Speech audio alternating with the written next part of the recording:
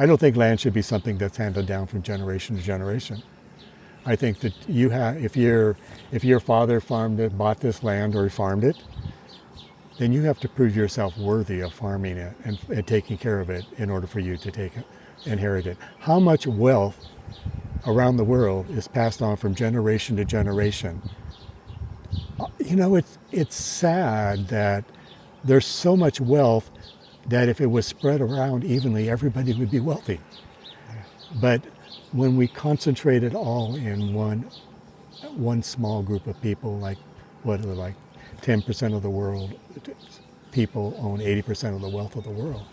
It's sad that we've allowed it to come to that. And I think the organic movement is a way, I hope it's a way of addressing that in a very practical way. That, you know, we are not going to, we've had all we can stand and we can't stand no more. Yeah. We're not going to allow ourselves to be walked on by people who have whatever wealth that they feel like they're entitled to. Yeah.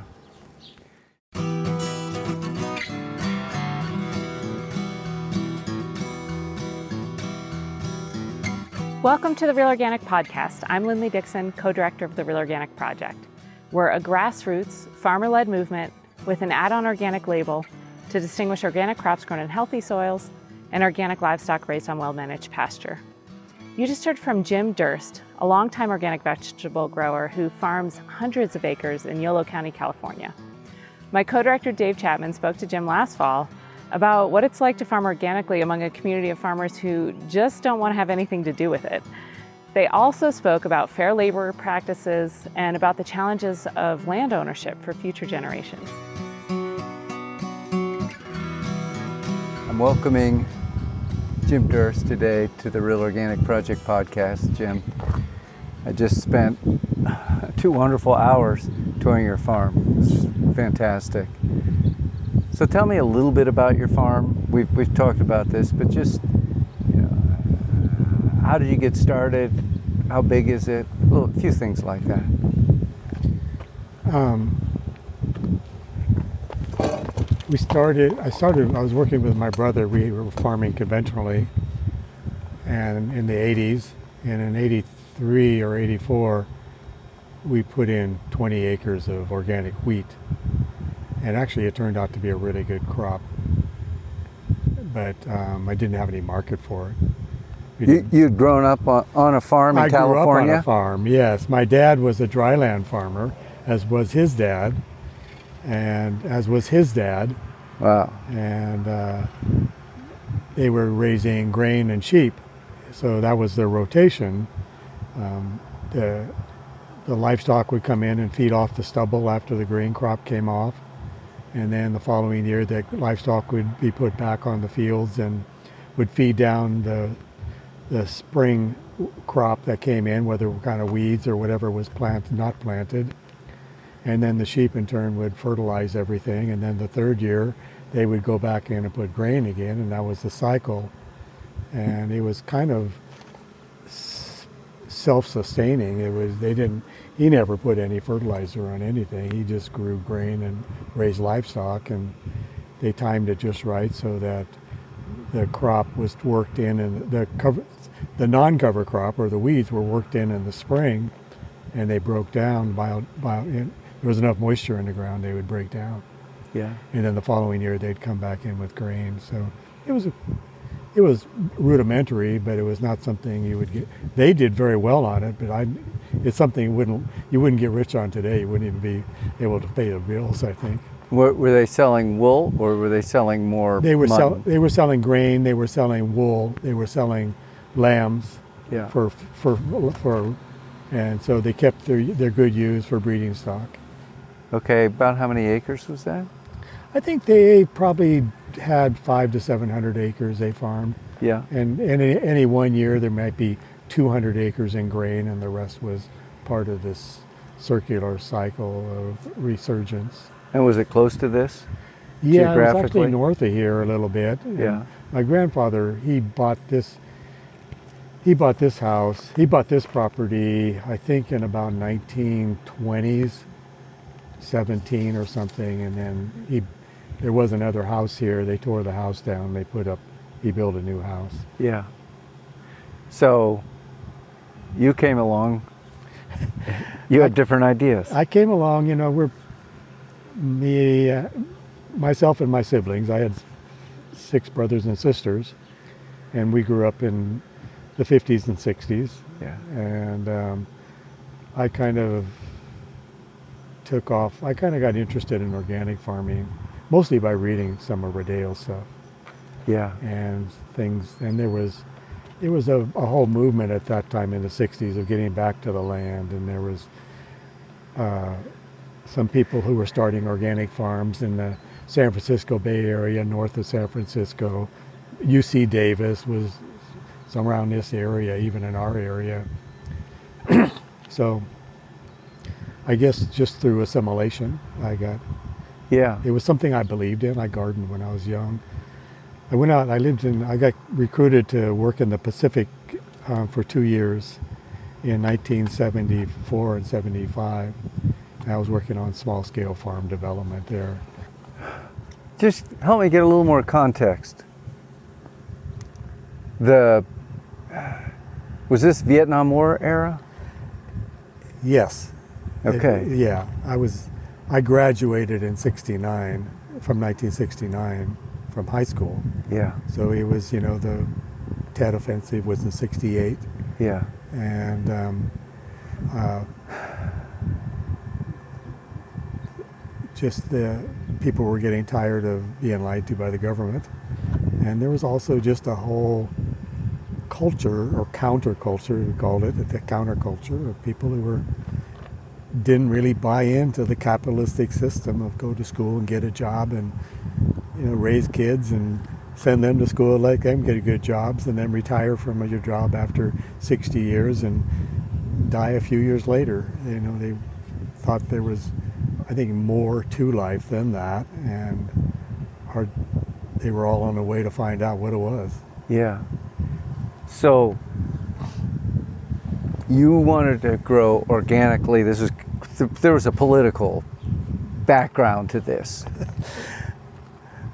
Well, I think it was because I felt I was probably indoctrinated by Rodale. I mean, and not only him, there was a lot of other writers at that time who were doing a lot of them were for Tennessee and Kentucky and like Wendell Berry. Yeah.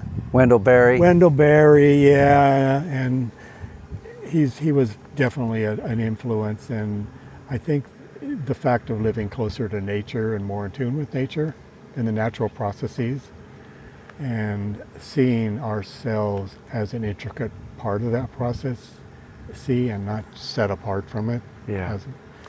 We're not there to conquer, we're there to live in harmony with. And so I began just questioning and reading and trying to find a pathway for myself. So what did your family think of this? I mean, there was a time where there was often, as your generation was stepping away from what had been. Yeah. And it was a time of real turbulence. How did they feel? I'll speak to it from the perspective of my dad. Most of my brothers and sisters were probably of similar understanding, or they were at least questioning. And my dad, his first statements about doing anything organic, he says, that won't work, that doesn't work.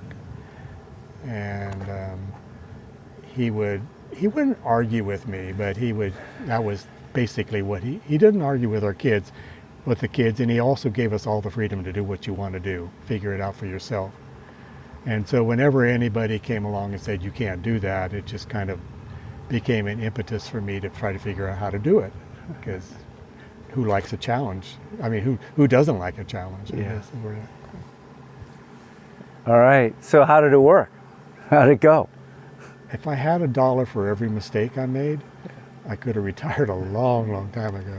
Yeah. But I've come to learn since that time that we learn from our mistakes, not from our successes. And I've tried to instill that into my employees who always afraid to venture forth or pioneer in some way because they don't want to make a mistake. And I always encourage them to, you try it. You don't know until you try it.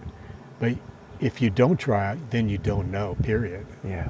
And that's the kind of culture I've tried to instill on our farm, that you have the freedom here to experiment. You have the freedom to try things. And a lot of the things we do today, we weren't doing 20 years ago. Some of them we weren't even doing 5 years ago. So I think in agriculture, and especially in organic agriculture, we're forever uncovering these little gemlets of truth and relationship that we never knew before. And sometime in the future, they may not be true to us anymore. Yeah. Something else may take their place. Yeah. But for right now, that is our task. So you started and you didn't know what you were doing. And it's interesting because really at that point in the world of organic farming, who did? Yeah. It was, there were organic principles. They were still good principles. They were the same principles that we have today, but how to actually create a farm that would survive is it's a tall thing, especially if you're not experienced and there's nobody to ask. Yeah. And at that time, even the university system had no experience. They had no expertise. I remember we had people from the university come out here measuring our cover crops, and they were showing us how, we were growing vetch, I think at that time, and how to cut a 3-foot circle and, cut all the organic matter and put it in a scale and weigh it. And you could kind of compute the tons of organic matter you're putting back into the ground. And I'm looking back on that right now, and I said, man, that little patch of vetch didn't produce any organic matter. Now we have cover crops that are 6 feet tall, and there's tons and tons and tons of organic matter that goes back into the ground. So, at that time, we had the principles right, we just didn't have the practices. Yeah. And so I've spent the rest of my life trying to figure out the practices that probably sustain those principles in the long run. Yeah, yeah. So in the world of California, you have about 900 acres. Yeah. And that is considered a smallish farm. I'd say it's mid-size. Mid-size farm. And so they're much bigger farms. Like for me, as I told you, 900 acres in Vermont is pretty much all the organic vegetables in the state. So, the farms are much smaller, small, intensive market gardens. I love what you're doing here. I really respect it. But California is different. Agriculture is different here. Uh-huh. Tell me about California agriculture. Well, it's different and it's the same. I mean, we have a lot of small farms. I think over time it's much more difficult to sustain the small farms in the marketplace and in the pocketbook. Yeah. Because if you're relying on your own labor, as soon as you hire 1 or 2 people, you got to double your production just to pay the cost of the labor. Yeah. And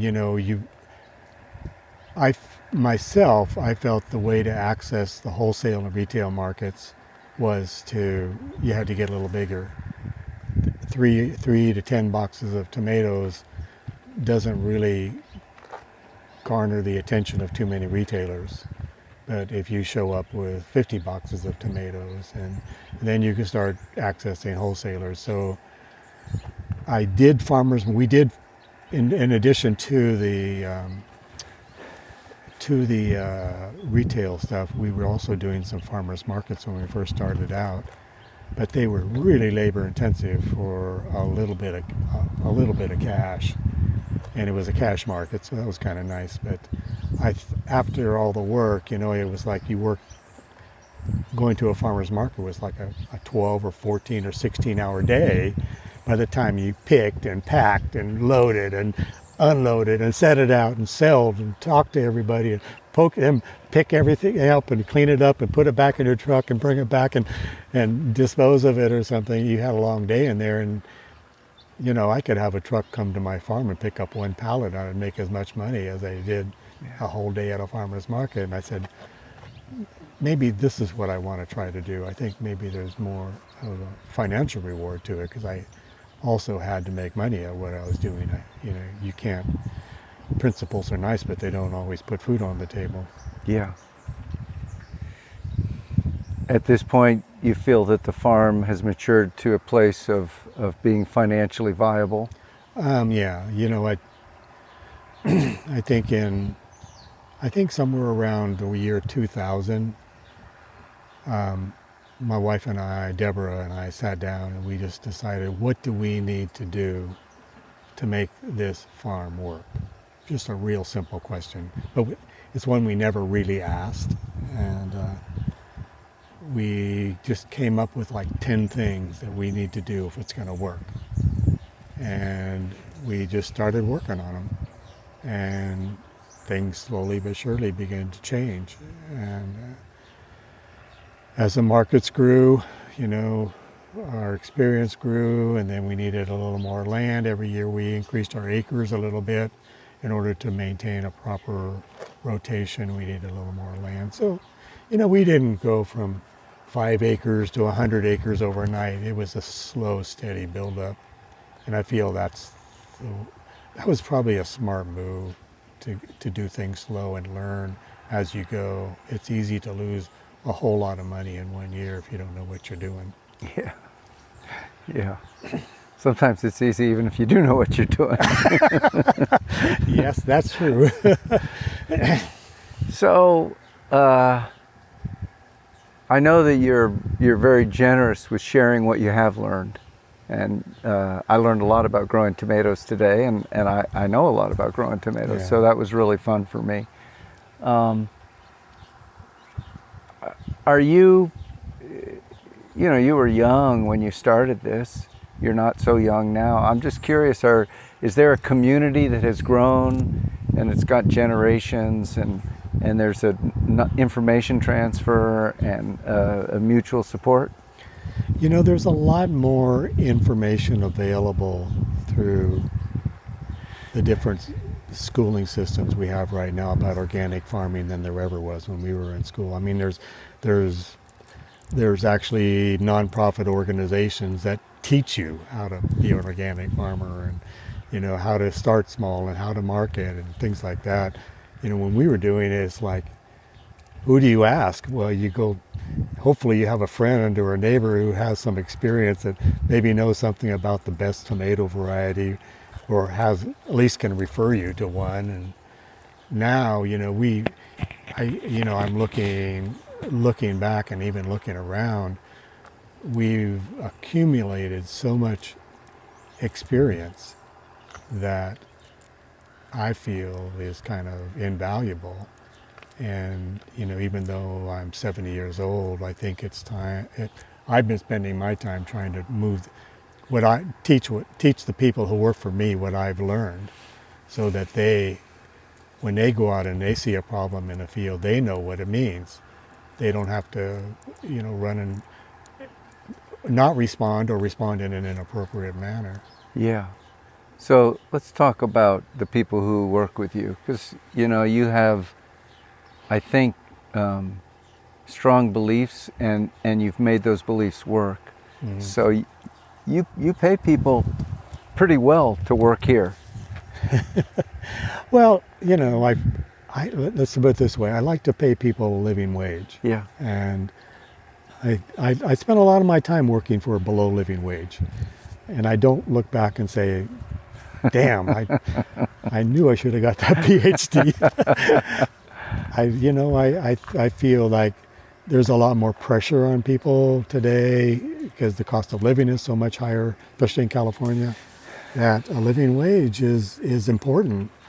And when it comes down to deciding between, rent and food and education for your kids or whatever, I want my employees to know that, you can do this and you can make it. And, if we have some people picking cherry tomatoes that are making, $40, $50, $60 an hour, it's part of an incentive program, and they work really hard, but they can't go do that at McDonald's, or there's other types of entry-level positions. And I say entry-level, I mean that I don't in any way belittle that type of work. It's very skilled, and it takes a lot of skill to do what they do. And I respect that. And I've worked in all these jobs, and I've worked on a farm, and I know what it's like to be out in the field when it's 110 or 12 degrees. And I know what it's like to have dirty restrooms, and I don't want that on anybody. That's one thing. I really believe that you do not treat anybody in any way except the way you would treat yourself. So, that's what it means to be a decent human being. But and I mean that. Uh-huh. That's reason enough to do that. But of course, a lot of people feel that they can't afford to be a decent human being. So I'm going to suggest that you have found a way to make that work for everybody, and that by paying people more, the farm is able to make more. It's able to afford to pay the people here more. My sense is that because you have such skilled people, and they work really hard and they stay, that the whole thing gets better. Is that true? Did I get that right? We've sat down.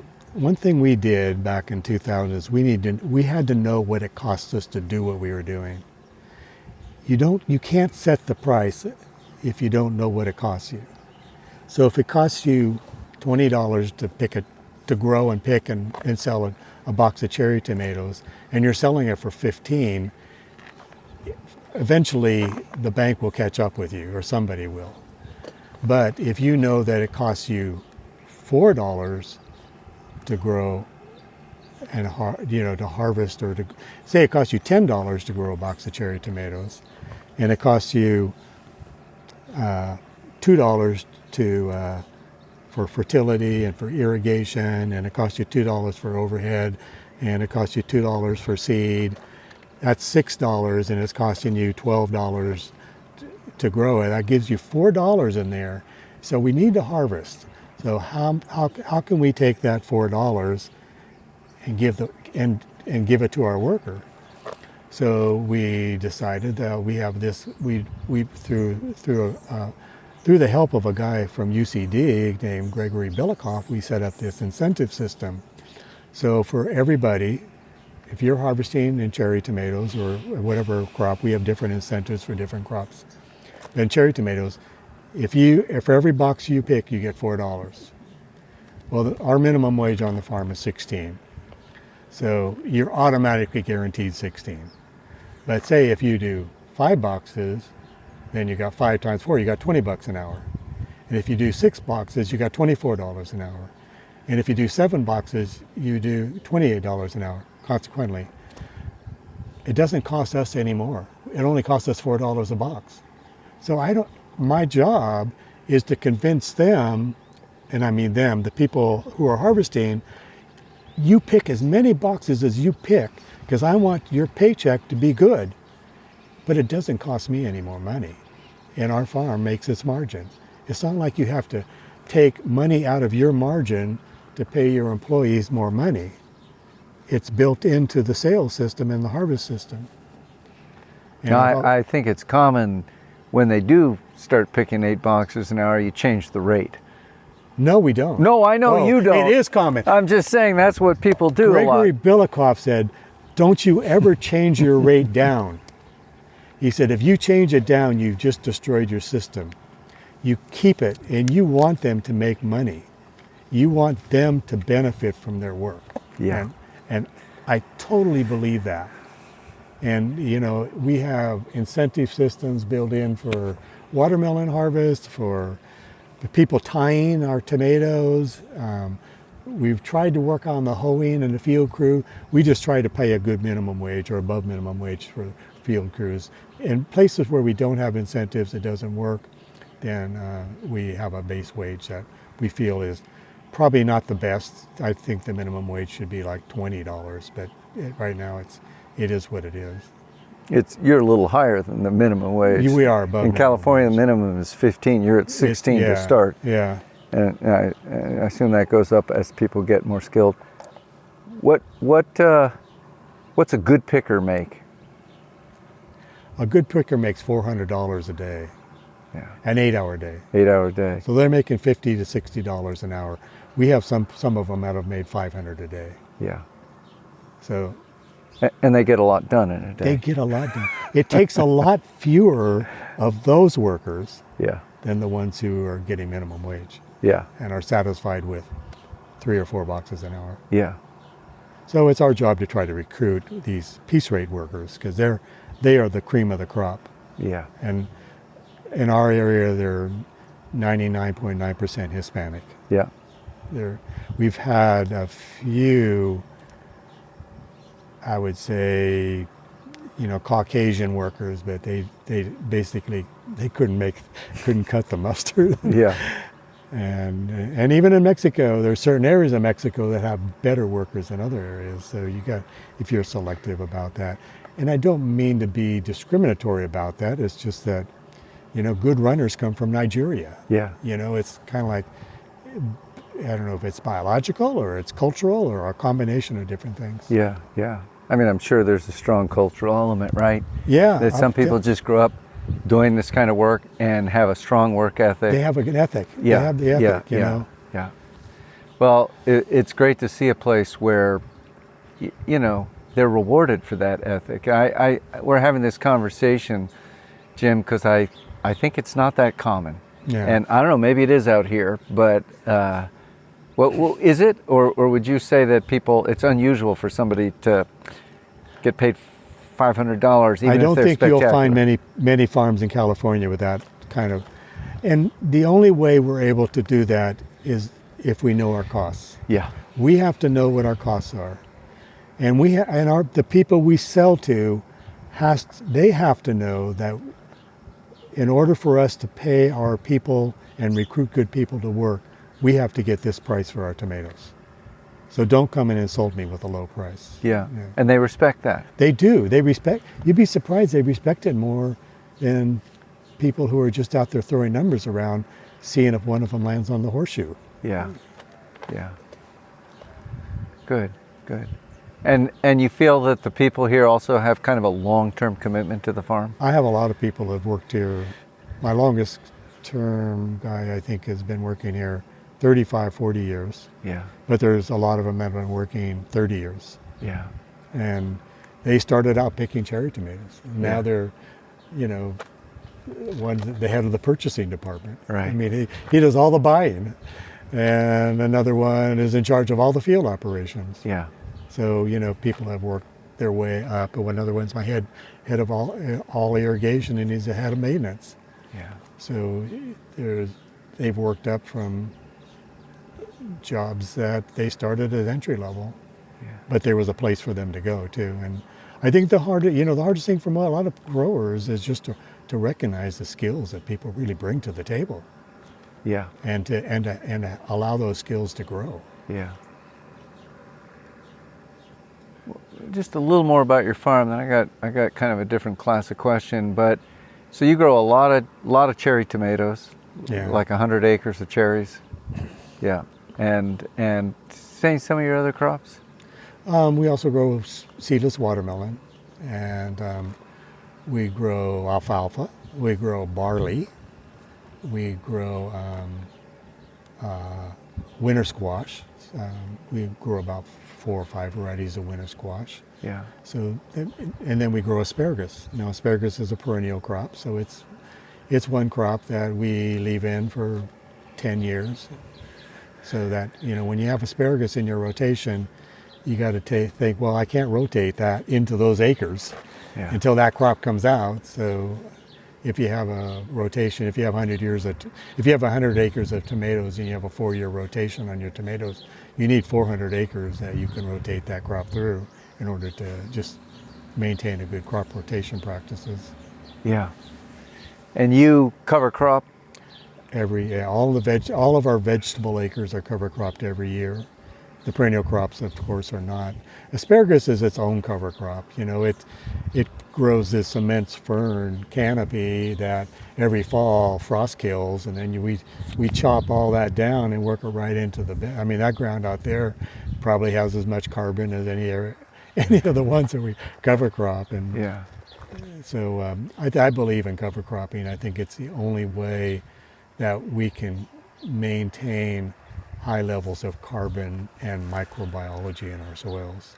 Yeah. And it's hard in California to maintain that because, we live in a hot, dry, arid climate, and it's not conducive to a lot of, I'll say you have certain months in the spring and certain months in the fall when microbiology is very active, but in the meantime, it's not really active. The summer and the winter, it's too kind hot. of dormant, Yeah. too hot in the summer. Earthworms all go down, Yeah. too deep. Yeah. And in the winter, it's a little bit too cold. Everything's kind of inactive. So Now you grow a lot of your cover crops in the winter months. yeah, during the winter, but cover, we generally have a legume and a grass and a brassicas in our cover crop mix. The theory being that the grasses are pulling the available nitrogen and nutrients out of the topsoil, and that we grow tillage radish. They poke their root down and they crack open hardpan, and they're really good for breaking open the soil and alleviating compaction. And then the legumes, they're like the Johnny come lately. They got to start fixating nitrogen because the grasses have already sucked it up, and then they all kind of mature at different times, and one's climbing up the other. So it's a really nice mix.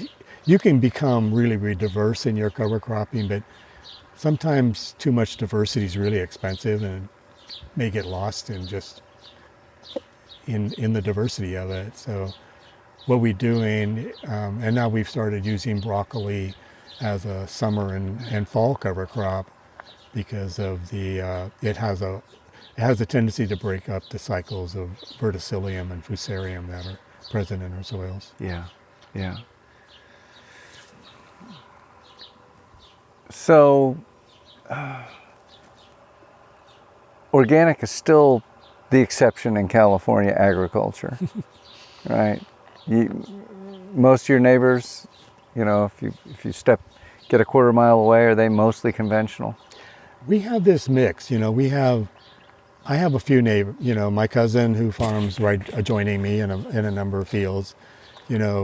He kind of picked up from me back in, I don't know, maybe 2009 or something. And we put a lot of I was renting some of his ground at that time, and we put it all into organic. And then he's renting, I'm not farming any of that ground anymore. He is, but he's keeping it organic.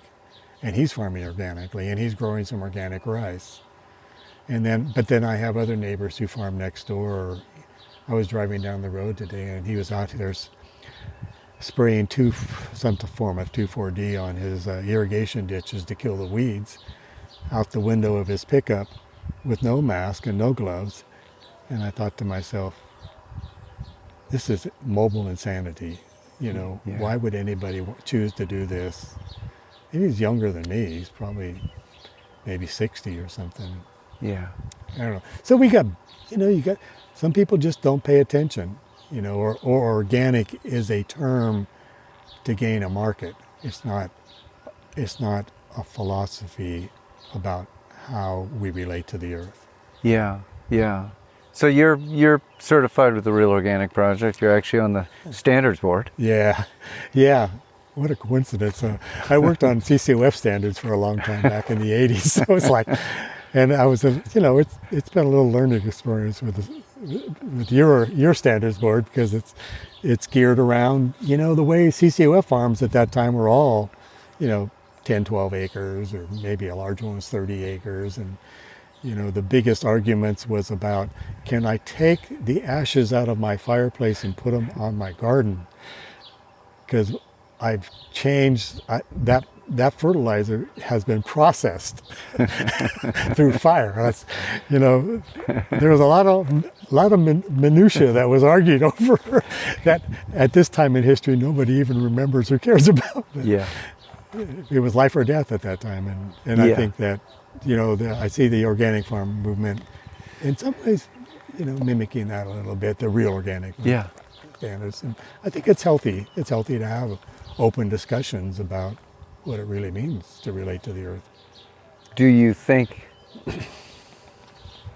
that the organic brand is in trouble?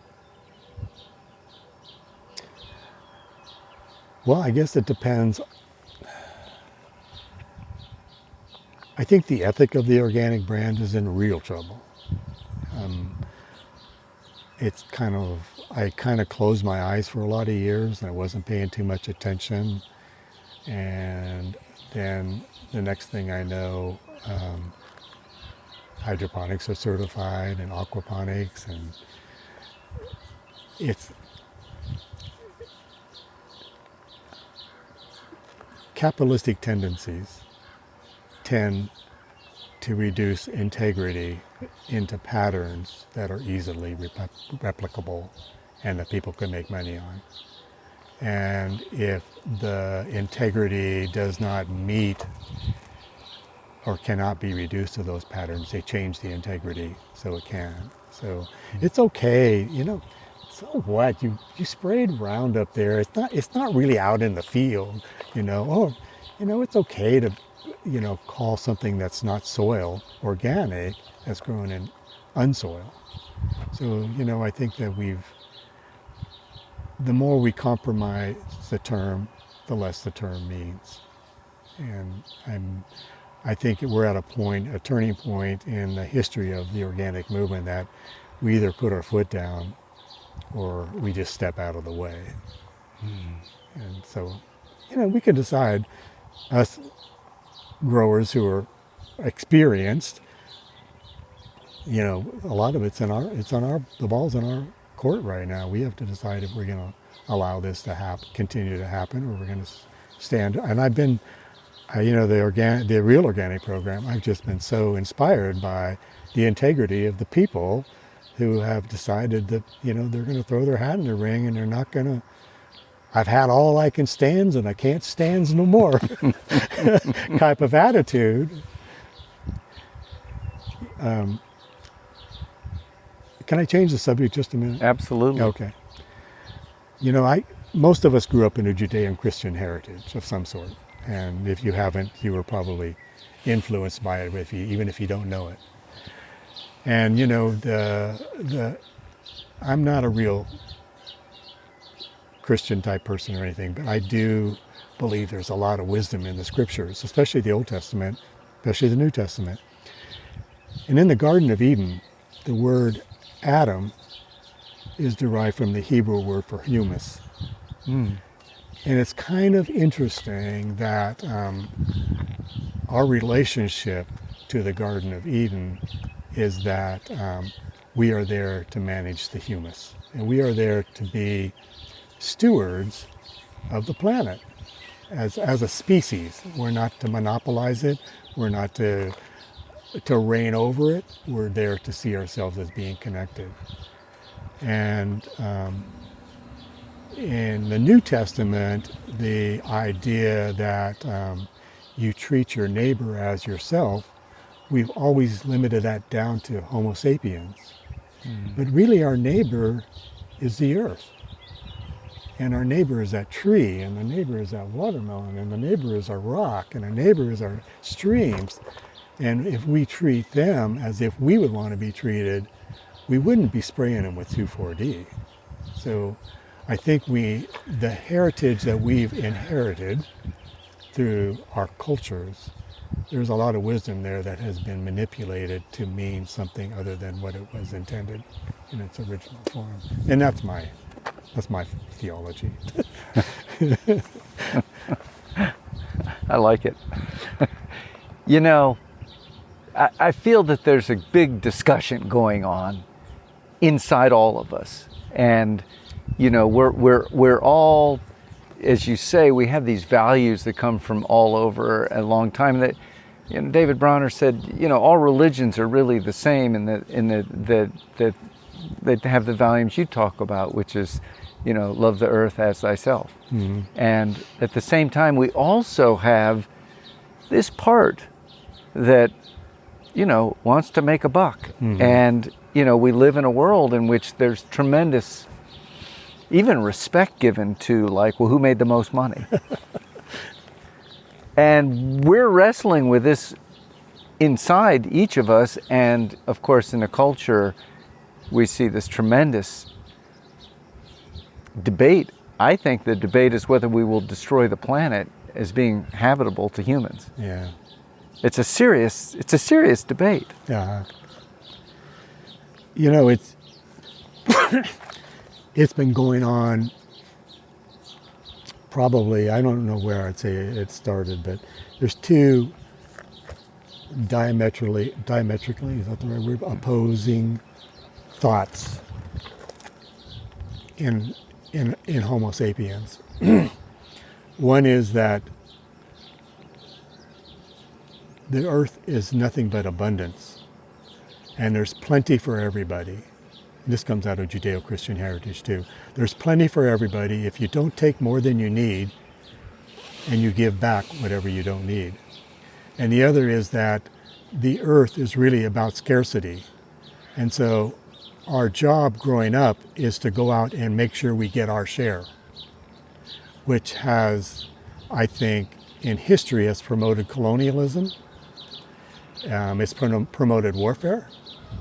It's probably everything that we despise about our own cultures has come from, capitalism is built out of the fact that get a good job so you can go out and make sure you get your share. It's not like get a good job so you can share what you have with other people, because that's the philosophy of abundance.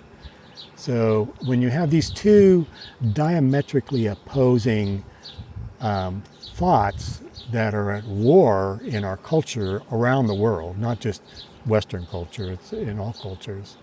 I think until we embrace the fact that the table is big enough for all of us to sit at, and we embrace the idea that abundance is there for all to partake of and to enjoy, we are never going to be at peace with ourselves or with each other.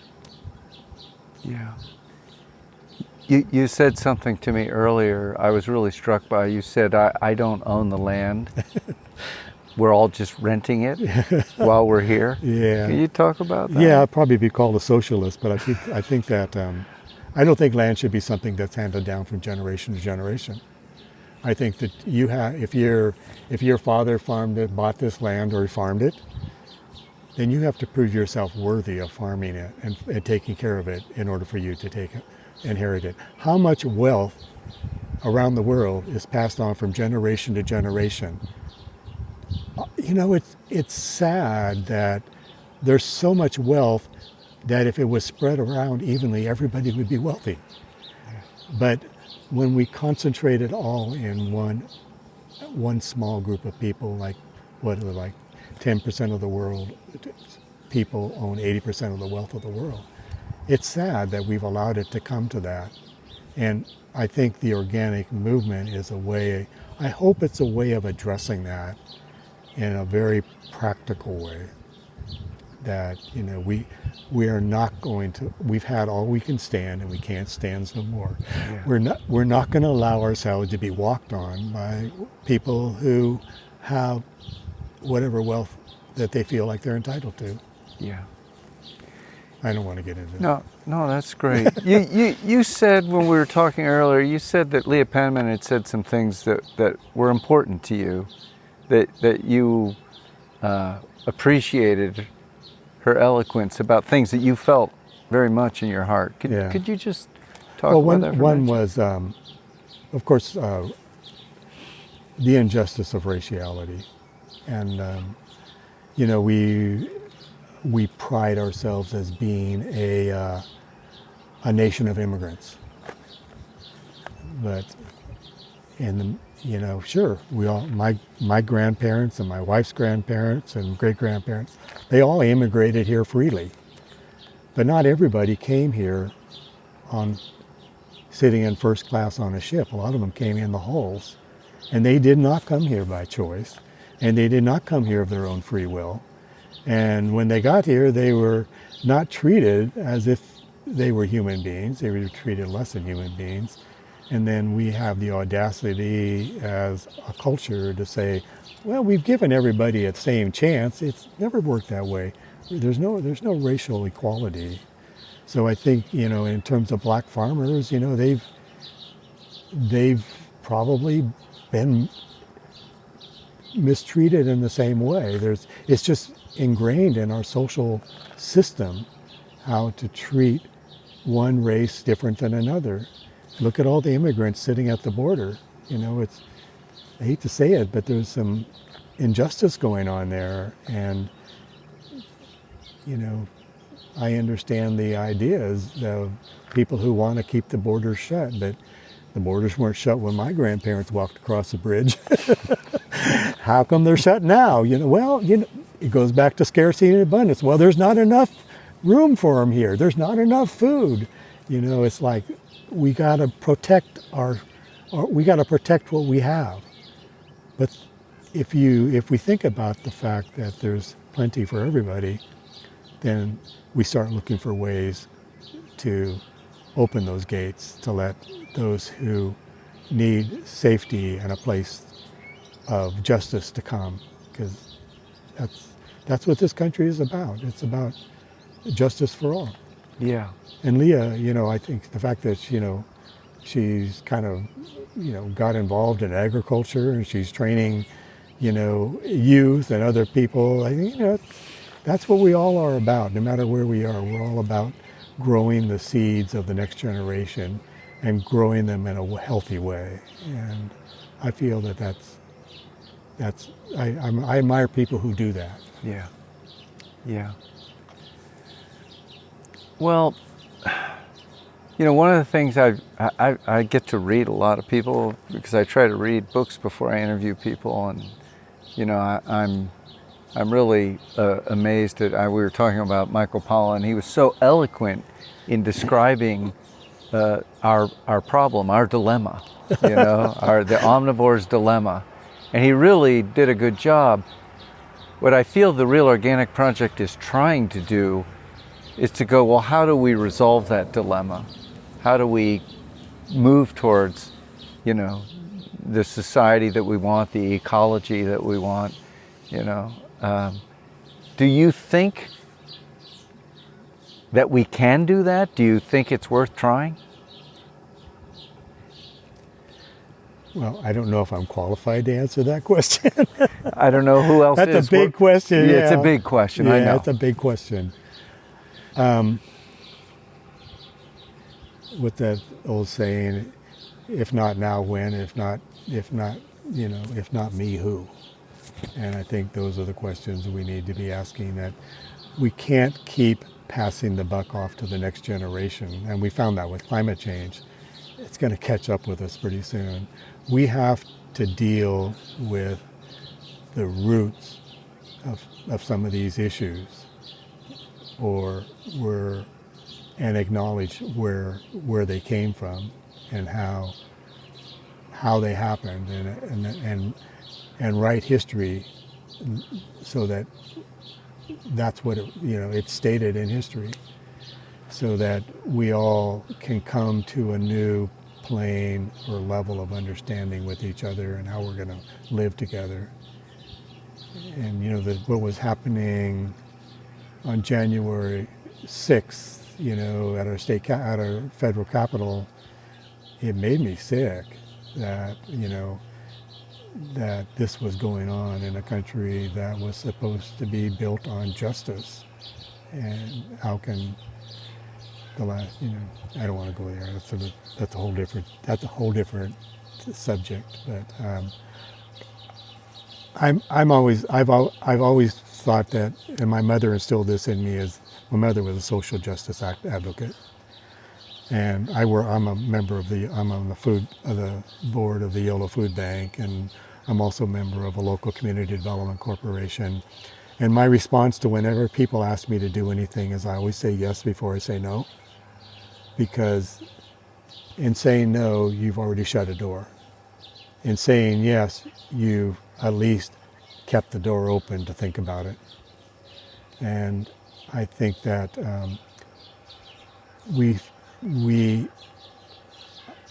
we spend too much time attached to our electronics and attached to our shares, and it's part of the scarcity. It's part of the reward when you buy into the scarcity philosophy, is that you get to sit back and watch television, and you don't have to think about deep things anymore. And I think that that's something our culture has lost out on, and it's coming back though, because deep things can't be lost. They're kind of like the ring and Lord of the Rings. It always keeps coming to be found. So that deep thing is coming back, and it's coming back in people like Leah, and I think a whole new generation that is going to reevaluate why we do what we do, and is that the best way to do it? Yeah. So there's hope there. All right. Jim Durst, thank you very much for talking with me today. It's been a great pleasure. Thank you, Dave. Thank you for listening to the Real Organic Podcast. We hope that you will subscribe, tell your friends, and leave us a rating and review. A video version of this interview can be found at realorganicproject.org/episode 73. Please join us next time when our guest is Bob Quinn, an organic grain farmer from Montana, who helped introduce kamut and other ancient grains as a way of converting farmers to organic in the United States. To support this podcast and our certified farms, become a recurring donor at realorganicproject.org and get the benefits of being a real friend, including our book club, where you can ask our favorite authors your questions. See you next time.